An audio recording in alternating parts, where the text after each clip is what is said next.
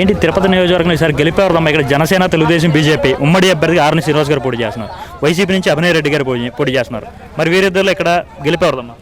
గెలుపు యాక్చువల్గా టీడీపీకి ఇచ్చింటే అత్యంత మెజార్టీతో గెలిచింటుంది. కాకపోతే పవన్ కళ్యాణ్ కూటమి అభ్యర్థిగా జనసేనకి ఇచ్చారు కాబట్టి తెలుగుదేశం పార్టీ అంతా కూడా జనసేనకి మద్దతుగా ఇచ్చి అత్యంత మెజార్టీతో జనసేననే గెలిపిస్తాము కూడా మేము. అభినయ్ రెడ్డి ఏం చేయలేదు. ఆయన రోడ్లు ఏదో అవుట్కట్స్లో వేసుకొనేసి కోట్లుగా సంపాదించుకొని రియల్గా సందులో చూస్తే ఏ రోడ్డు ఇంప్రూవ్మెంట్ అయితే చేయలేదు.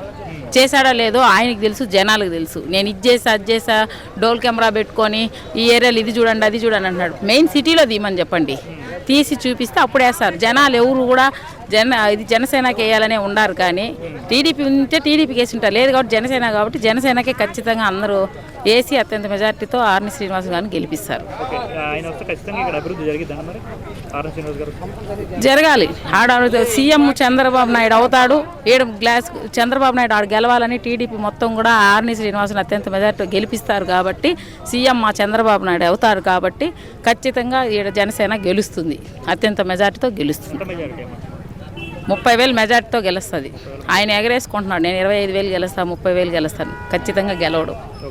ఏ ఎంప్లాయీస్ కానీ, ఏ ఆటో వాళ్ళు కానీ, ఇది లేబర్స్ మాత్రం కూడా ఎవరు సాటిస్ఫాక్షన్ లేదు. అందరి దగ్గర అన్ని ట్యాక్సీలు కానీ అన్నీ పే చేసుకుంటున్నాడు. కాబట్టి 10,000 ఇచ్చి 30,000 40,000 ట్యాక్సీలు అంతా వేసుకుంటున్నాడు. కాబట్టి ఎవరైతే కూడా వేయరు, ఖచ్చితంగా వేయరు. ఏ ఎంప్లాయీస్ కూడా వేయరు. ఖచ్చితంగా రాసుకోండి. ఈ అత్యంత మెజార్టీతో జనసేన ఆర్ని శ్రీనివాస్ గారే గెలుస్తారు.